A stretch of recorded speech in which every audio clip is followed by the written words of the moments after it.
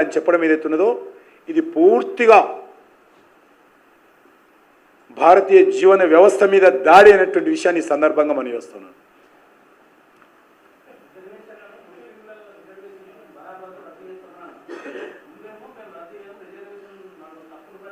నేను అడిగాను, హైకోర్టు ఇచ్చినటువంటి తీర్పును అమలు చేస్తా అంటారు. స్టే ఇచ్చింది, జడ్జిమెంట్ ఇవ్వలే ఫర్ యువర్ ఇన్ఫర్మేషన్. స్టేకు తీర్పుకు తేడా ఉంటుంది బాస్, తెలుసుకోదు. నేను ఎందుకు అవుతాం? వాళ్ళు హైకోర్టు తీర్పు ఇచ్చి హైకోర్టు తీర్పును అమలు చేస్తాం. సుప్రీంకోర్టు తీర్పు వచ్చినప్పుడు చూస్తాం. వల్ల హైకోర్టు తీర్పును అమలు చేస్తాం. అన్కాన్స్టిట్యూషన్ అని చెప్పింది హైకోర్టు. ఒకటి కాదు 2 సార్లు చెప్పింది. ఒకటి కాదు 2 సార్లు చెప్పింది.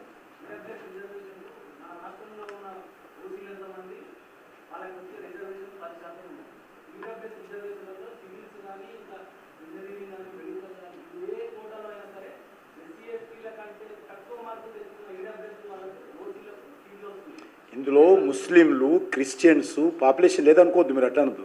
ఇందులో ముస్లిమ్స్ వస్తారు, క్రిస్టియన్లు వస్తారు, జైన్లు వస్తారు, హిందువులు వస్తారు, అందరు వస్తారు. ఎక్స్ట్రా సీట్స్ ఈ సీట్లకేం తీయలేదు కదా. ఎస్సీ సీటు కానీ బీసీ సీటు కానీ ఒక్క సీటు కూడా తగ్గించలేదు. ఒక్క సీటు కూడా తగ్గించకుండా ఈరోజు ఈబీసీ రిజర్వేషన్ అమలు చేస్తాం.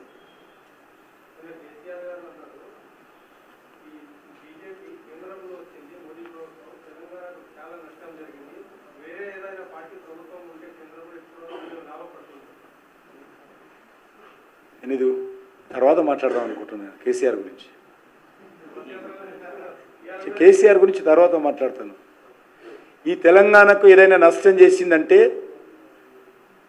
కేసీఆర్ కుటుంబమే. సర్వ పాపాలకు కారణం 10 సంవత్సరాలుగా కేసీఆరే. అది ఫోన్ ట్యాపింగ్ అవ్వచ్చు.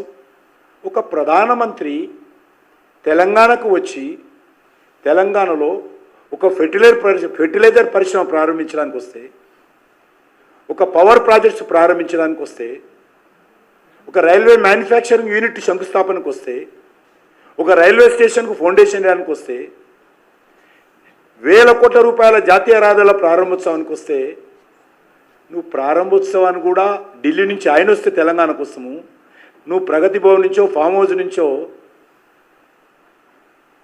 నువ్వు పరేడ్ గ్రౌండ్కు రానటువంటి వ్యక్తివి, రావడానికి మనసు ఒప్పుకునే వ్యక్తివి, నువ్వు డెవలప్మెంట్ గురించి మాట్లాడే నైతికత ఇక్కడిది కేసీఆర్.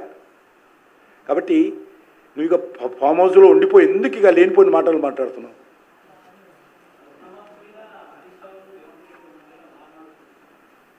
వాళ్ళిద్దరే కాదు, బీఆర్ఎస్ కాంగ్రెస్ పార్టీ దొందే. ఆ రోజు బీఆర్ఎస్ పార్టీ హామీ ఇచ్చింది రుణమాఫీ చేస్తామని, వాళ్ళు మొండి చేసి చూపించారు. ఈరోజు కాంగ్రెస్ పార్టీ ఈరోజు ఓట్లు తింటా ఉన్నాడు. ఈరోజు తెలంగాణ ప్రజల మీద కాంగ్రెస్ పార్టీ ఇచ్చినటువంటి గ్యారంటీల మీద భస్మాసుర అస్తమే పెడతారు తప్ప ఏ గ్యారంటీ కానీ ఇచ్చినటువంటి 420 హామీలు కానీ ఏవి అమలు చేయరు. ఇది పక్కా నేను చెప్తా ఉన్నాను. ఎందుకంటే వాళ్ళ వ్యవహారం చూస్తూ ఉన్నాను. వాళ్ళు గత 4 నెలలుగా వాళ్ళ వ్యవహారము, వాళ్ళ మాటలు, వాళ్ళ పోకడలు చూసిన తర్వాత కాంగ్రెస్ పార్టీ ఏదో తెలంగాణ ఉద్ధరిస్తుంది, తెలంగాణకి ఏదో మేలు చేస్తుంది అనేటువంటి ఆలోచన ఎవరైనా పెట్టుకుంటే మనం మోసపోతాం. ఇప్పటికే మోసం చేసింది, గారడీలు చేస్తుంది కాంగ్రెస్ పార్టీ. ఈరోజు ఒట్లు పెట్టుకుంటే ఓట్లు పడవు. రేవంత్ రెడ్డి ఒట్లు పెట్టుకుంటే ఓట్లు పడవు. ప్రజలకు ఇచ్చిన హామీలు అమలు చేయి. ఎవరేమన్నారు 100 రోజుల్లో నువ్విచ్చావు. మీ యొక్క సోనియమ్మ రాజ్యం అని చెప్తున్నటువంటి మీ సోనియా గాంధీ ఇచ్చింది. ప్రతి ఓటర్కు ఉత్తరం రాసింది సొంత దస్తఖత్తోటి. తెలంగాణలో ఉన్నటువంటి ఓటర్స్కు నా ప్రభుత్వం వస్తే 100 రోజుల్లో ఈ గ్యారెంటీలు అమలు చేస్తానని ఉత్తరం రాసింది. ఇంటింటికి పోయింది ఉత్తరం. ఇది దాచుకునే విషయం కాదు. పేపర్ ప్రకటనలు చేశారు, టీవీ ప్రకటనలు చేశారు, ఉపన్యాసాలలో చెప్పారు, వీడియోలు ఉన్నాయి. 100 రోజుల్లో మేము అమలు చేస్తామని.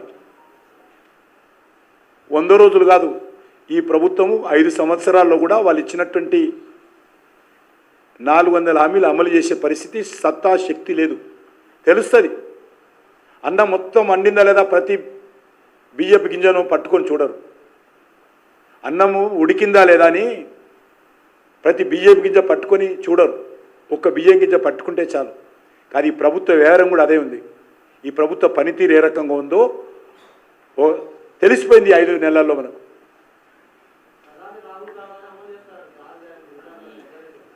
పాపం 2-3 విషయాలు చెప్పాడు నేను. ఒకటే అనలే, ప్రధాని రావులు అనలే, ఈ రాష్ట్రంలో 17 సీట్లు గెలవాలా, నెంబర్ 1. నెంబర్ 2, కాంగ్రెస్ పార్టీ అధికారంలో రావాలి, నెంబర్ 2. నెంబర్ 3, రాహుల్ గాంధీ ప్రధానమంత్రి కావాలి, నెంబర్ 3. కాంగ్రెస్ పార్టీ తెలంగాణకు డబ్బులు ఇవ్వాలి, నెంబర్ 4. ఆ ఇచ్చిన డబ్బులతో అప్పుడు గ్యారెంటీలు అమలు చేయాలి. ఇది అయ్యే పైన పోయే పైన. కాబట్టి నేను ఇవి చెయ్యలేనని రేవంత్ రెడ్డి డైరెక్ట్గా ఇండైరెక్ట్గా ప్రజలకు చెప్పాడు. ఆ ఒట్లు తింటేనే అర్థమవుతున్నది. ఎందుకంటే ఈ పార్లమెంట్ ఎలక్షన్స్ అయితే తన కుర్చీకేడ ముప్పు వస్తుందో, పార్టీలో ఏ రకంగా అసమ్మతి పెరుగుతుందో అనేటువంటి భయంతో ఏం మాట్లాడుతుండో ఆయనకు అర్థం కాదు. అందుకే ముందు హైకమాండ్ను దగ్గర చేసుకోవడం కోసం మొత్తం ఢిల్లీకి ఎలక్షన్స్ కోసం జరిపిస్తూ ఉన్నాడు. ఇక్కడ కాదు, ఢిల్లీలో పోయి ఎక్కడ కట్టండి, ఒక్కొక్కరిని పిలుస్తున్నారు, మాట్లాడుతున్నారు, ఢిల్లీలో కట్టరమని చెప్పొచ్చు. ఢిల్లీలో జమ చేసిరా, లేకపోతే నీ సంగతి. 1 కాదు 2 కాదు, అనేక ఉదాహరణలు ఉన్నాయి ఢిల్లీలో జమ చేసినటువంటి వాళ్ళ సంగతి.